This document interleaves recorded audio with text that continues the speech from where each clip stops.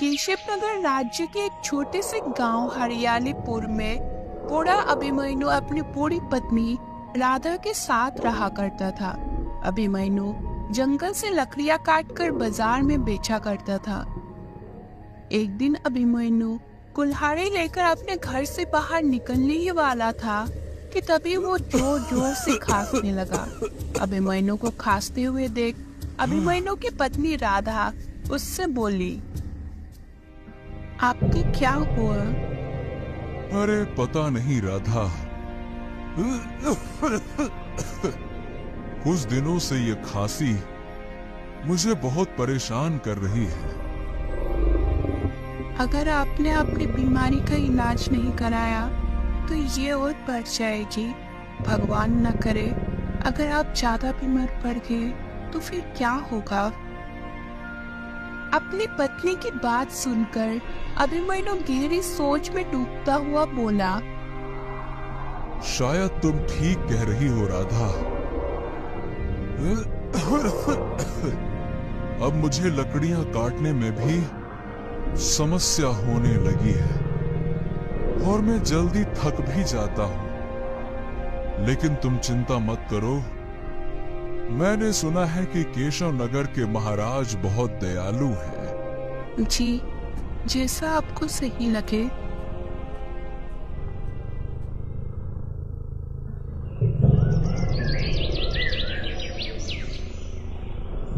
अगले दिन अभिमन्यु केशवनगर राज्य के राजमहल के अंदर पहुंच गया और केशवनगर के राजा विक्रम की ओर अपनी सारी परेशानी बताते हुए बोला,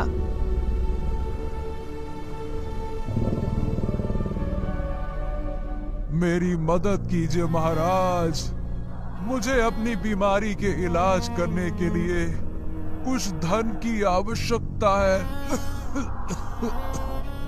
मदद कीजिए महाराज। हम अपनी प्रजा को मुसीबत में नहीं देख सकते अभिमन्यु। ठीक है, हम तुम्हारी मदद जरूर करेंगे। इतना बोलकर राजा विक्रम ने 100 स्वर्ण मुद्राओं की एक पोटली अभिमन्यु को दे दी। जाओ और अपनी बीमारी का इलाज कराओ, जाओ। अभिमन्यु स्वर्ण मुद्राओं की थैली लेकर खुशी खुशी महल से बाहर 100 स्वर्ण मुद्राओं की थैली है जो राजा विक्रम ने मुझे दी है। मैं एक गरीब व्यक्ति हूँ और मेरे घर में सिर्फ और सिर्फ मैं और मेरी पत्नी है और हमारी कोई संतान भी नहीं है। देखो, मैं कुछ दिनों से बीमार चल रहा हूँ और बीमार होने की वजह से मैं कोई काम काज नहीं कर पा रहा हूँ। इसी कारण से मदद मांगने के लिए राजा विक्रम के पास गया था तो उन्होंने मुझे ये दिया।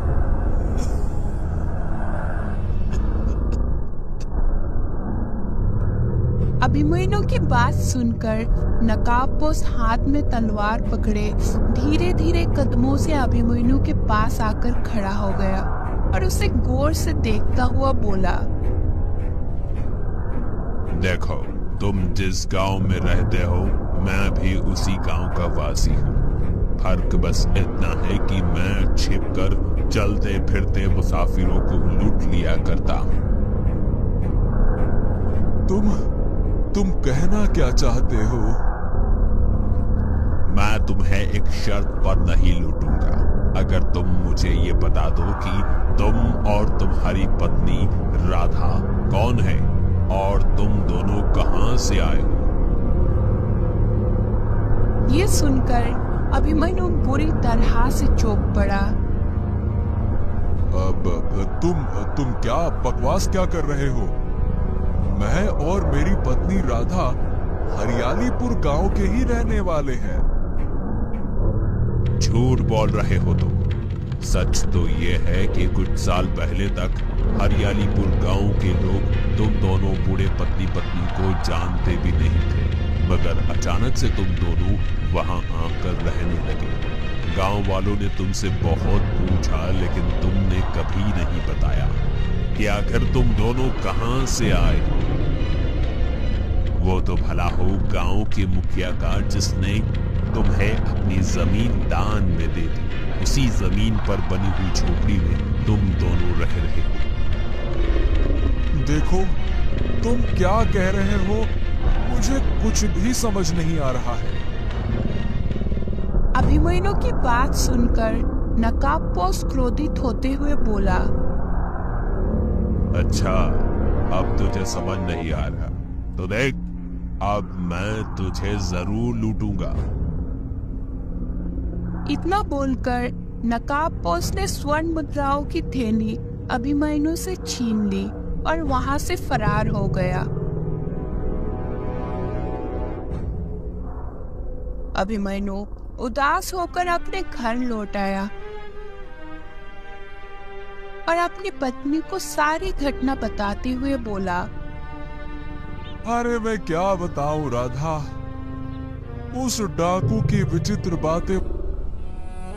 अभिमन्यु सीधा जमींदार के घर पर पहुंच गया।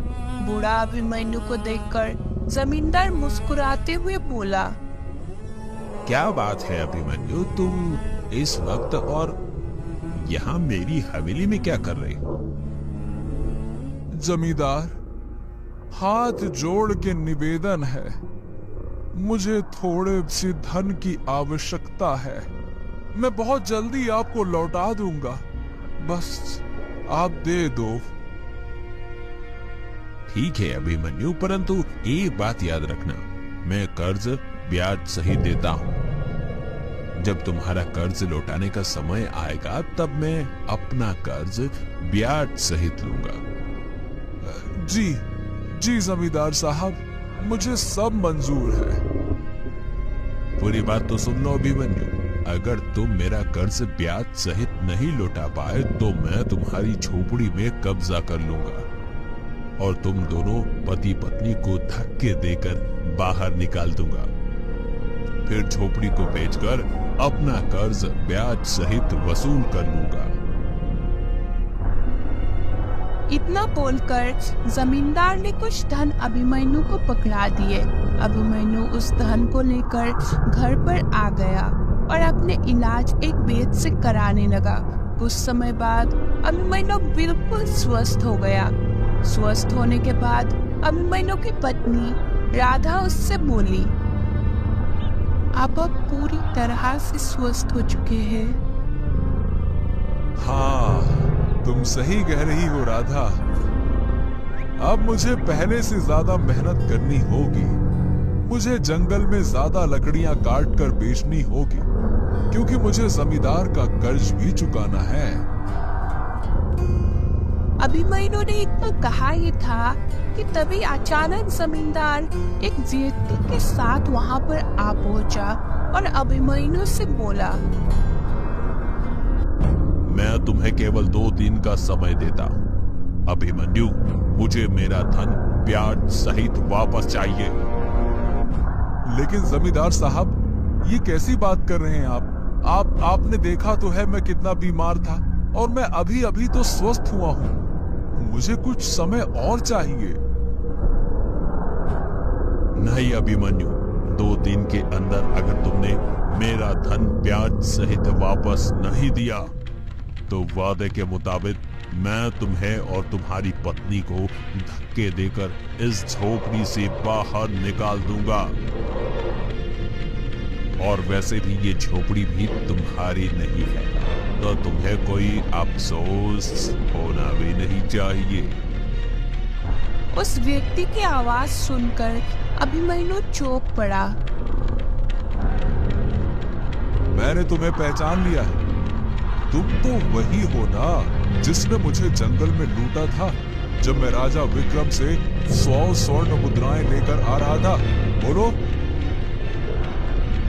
तुमने बिल्कुल सही पहचाना अभिमन्यु, मैं वही डाकू हूँ। जमींदार के कहने पर मैं लूटपाट करता हूँ। सच कहा जाए तो मैं और जमींदार दोनों बहुत अच्छे दोस्त हैं। क्या? ये गलत है जमींदार, ये बहुत गलत किया तुमने। जानता ये गलत है अभिमन्यु, अब मुझे पता लगा कि तुम राजा विक्रम से मदद मांगने के लिए गए। मैंने तभी रंगा को तुम्हारे पीछे लगा दिया। अगर मैं ऐसा नहीं करता तो तुम मुझसे कर्ज मांगने कैसे आते? और अगर मैं तुम्हें कर्ज नहीं देता तो इस झोपड़ी पर मैं कब्जा कैसे करता? आखिर झोपड़ी को हमसे छीन कर तुम्हें क्या मिलेगा जमींदार? तुम्हारे पास तो बहुत बड़ी हवेली है और बहुत सारा धन है, फिर तुम हमारे पीछे क्यों पड़े हुए हो? तुम इस बात से कोई लेना देना नहीं कि मुझे इस झोपड़ी को तुमसे छीनकर क्या मिलेगा। मुझे क्या मिलेगा ये मैं अच्छी तरह से जानता हूं। मेरे शब्दों को ध्यान से सुनो। मैं तुम्हें केवल 2 दिन का समय देता हूं। इतना बोलकर जमींदार उस व्यक्ति के साथ वहां से चला गया। जमींदार के जाते ही राधा फूट फूट कर रोने लगी। पता नहीं भगवान ने हमारी तकदीर में इतनी मुसीबत क्यों लिखी है। आखिर कब तक हम ऐसे जिंदगी बिताएंगे? मुझसे अब ये जिंदगी जिया नहीं जाता। आखिर कौन सा पाप हमने किया था जो आज ये सब देखना पड़ रहा है? धीरज रखो राधा, धीरज रखो। ऊपर वाला है हमारे साथ, एक दिन सब ठीक कर देगा। हाँ, आप सही बोल रहे हैं। धीरज रखने के अलावा और हम कर भी क्या सकते हैं?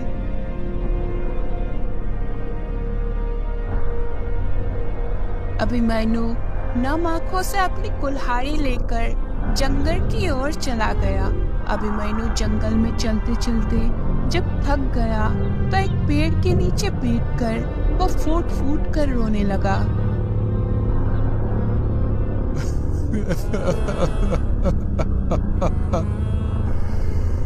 अरे मैं 2 दिन में जमींदार का धन कैसे वापस करूंगा भगवान? ये क्या हो रहा है? अगर मैंने उसे धन नहीं दिया तो वो मुझसे रहने का ठिकाना भी छीन लेगा। फिर अब कहाँ जाएंगे, कहाँ जाएंगे, कहाँ जाएंगे?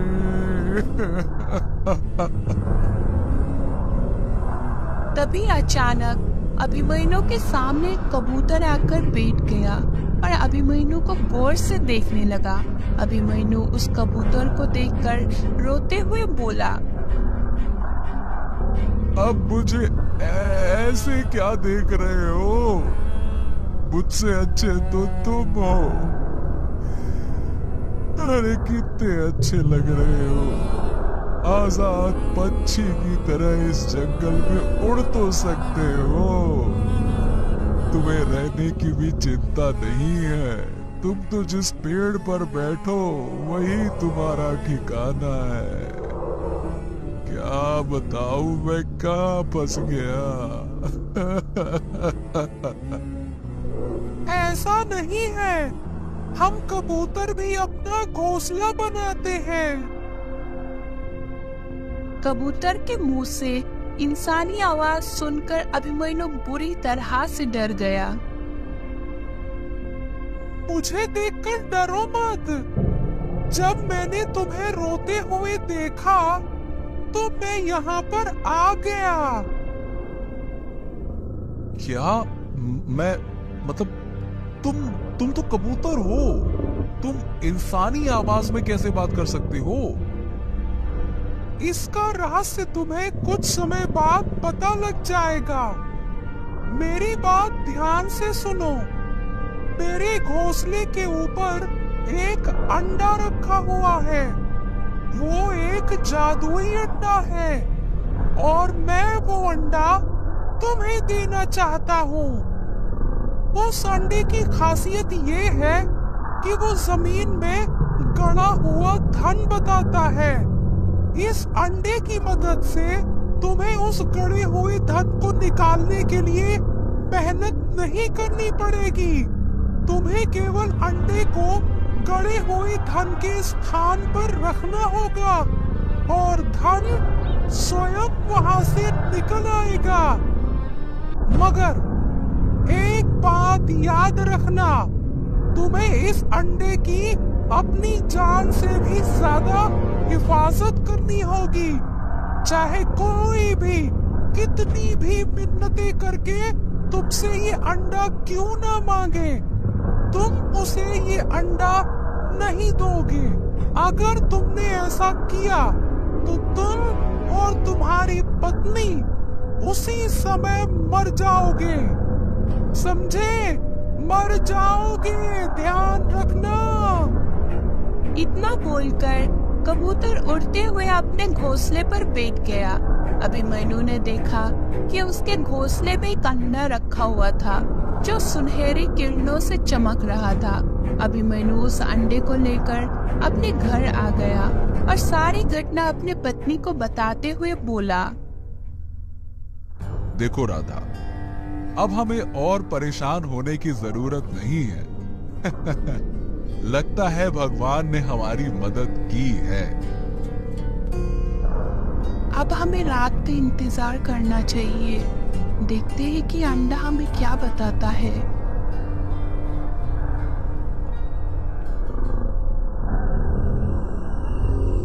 रात के समय अभिमन्यु ने सुनहरे रंग की किरणों से चमकने वाली जादुई अंडे को निकाल लिया। अचानक उस अंडे के अंदर से आवाज आई, जिस स्थान पर तुम बैठे हो वहां पर बहुत पुराने राजा का धन गड़ा हुआ है। अभिमन्यु तुरंत उस स्थान से उठ गया और उसने अंडा उसी स्थान पर रख दिया। अगली पल वहां पर स्वर्ण मुद्राओं का ढेर लग गया। अभिमन्यु खुशी से चीखता हुआ अपनी पत्नी राधा से बोला, हाँ, क्या देखा देखा राधा, ये उस जादुई कबूतर ने बिल्कुल सही कहा था। इस अंडे ने हमें बताया कि धन कहाँ गड़ा हुआ है। और जैसे ही मैंने इस अंडे को उस स्थान पे रखा, अरे धन तो अपने आप निकल आया। देखो राधा। और मुझे लगता है कि जमींदार इस बात को जानता था कि मुखिया के घर में किसी पुराने राजा का धन गड़ा हुआ है, इसीलिए वो हमसे झोपड़ी छीनना चाहता था। हाँ, तुम सही कहती हो राधा। अब मैं उस जमींदार का कर्ज ब्याज सहित उसके मुंह पर मार दूंगा। बड़ा आया कहीं का जमींदार।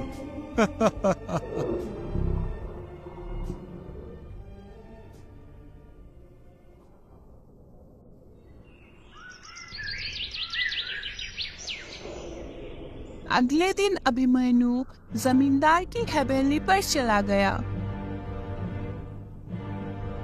और उसे धन पकड़ाते हुए बोला, अरे ओ जमींदार साहब, ये लो तुम्हारा धन और ब्याज दोनों मैंने वापस कर दिया, रखो। लेकिन तुम्हारे पास इतना सारा धन आया कहां से? जरा कान खोलकर सुनो जमींदार साहब, तुम्हें इससे कोई मतलब नहीं कि मेरे पास इतना सारा धन कहां से आया। जो कर्जा मैंने तुमसे लिया था वो मैंने तुम्हें वापस लौटा दिया। बस बात खत्म। इतना बोलकर अभिमन्यु वहां से चला गया। तभी वहां पर जमींदार का साथी डाकू रंगा आ पहुंचा। रंगा ने खजाने होने की बात से इनकार कर दिया और उसके कुछ कहने के बाद मुखिया ने अभिमन्यु को झोपड़ी दान में दे दी और स्वर्ग सिधार गया। रंगा, तुम अभिमन्यु के ऊपर नजर रखो, जरूर कुछ न कुछ गड़बड़ है।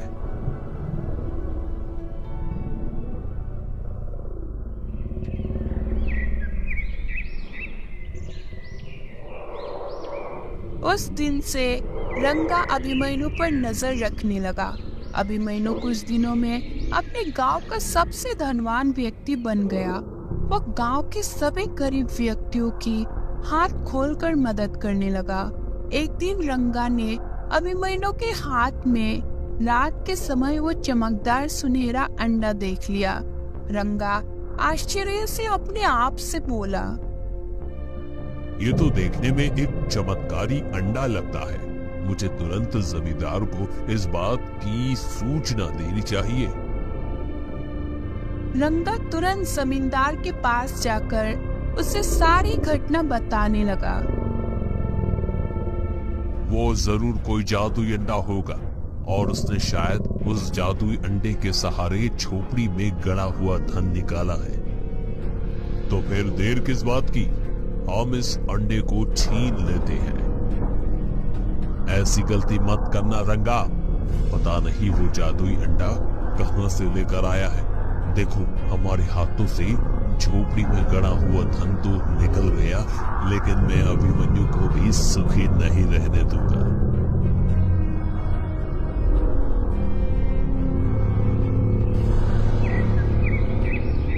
जमींदार रंगा के साथ सीधा राजमहल पहुंच गया, जहां पर राजा विक्रम चिंतित अवस्था में बैठा हुआ था।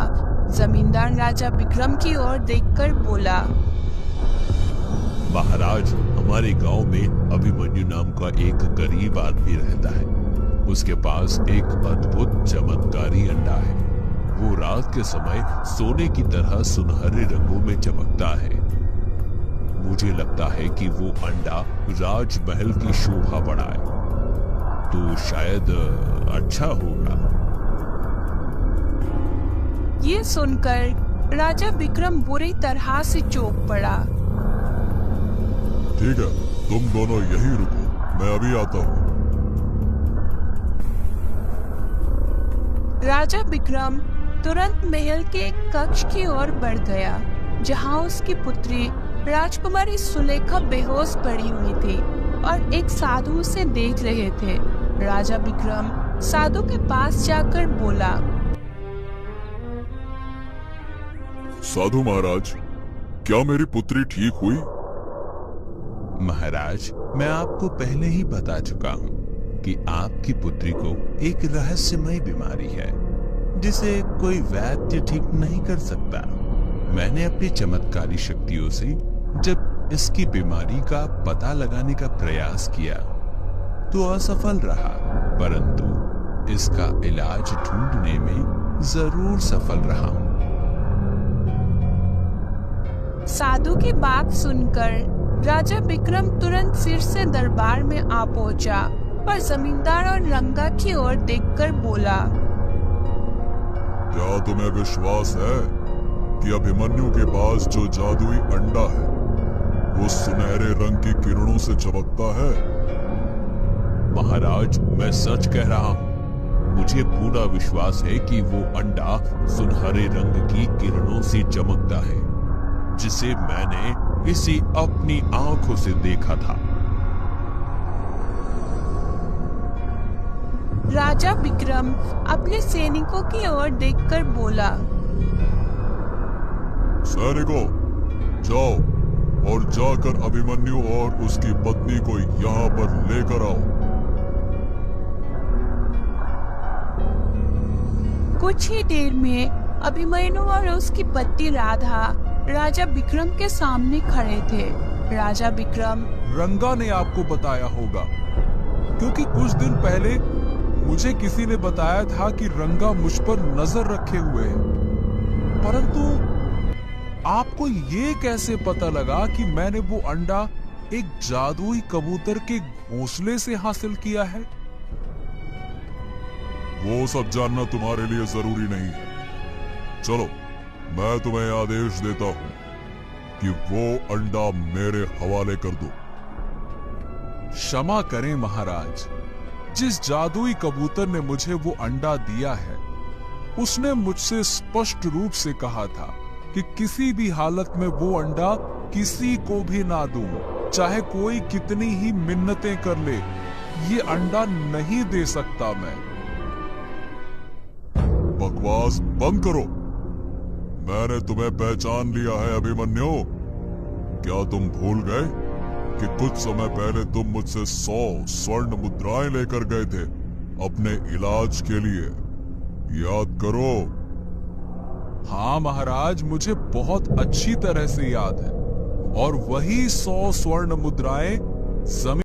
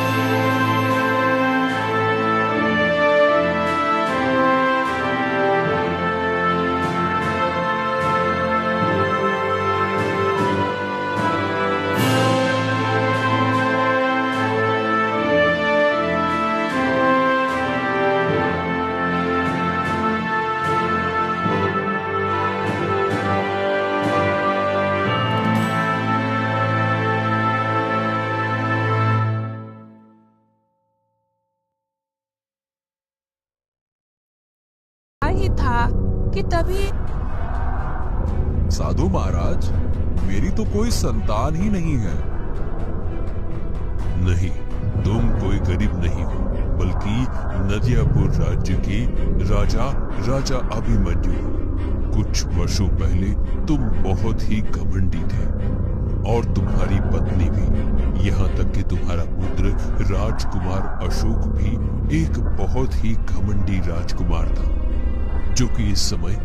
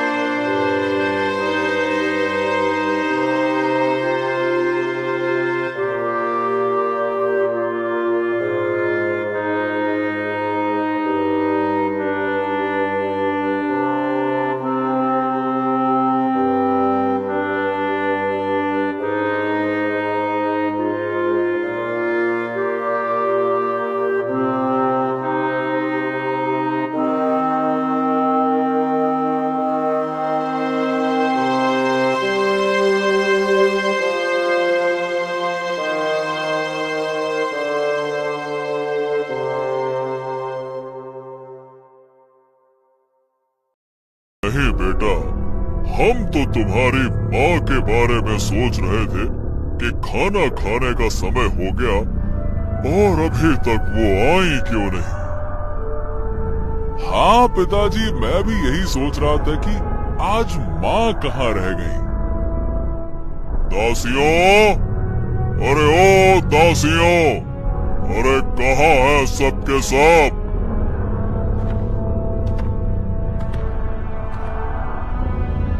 जी महाराज। अरे हमारी पत्नी, तुम्हारी महारानी कहाँ है, ये बताओ। आज वो खाना खाने क्यों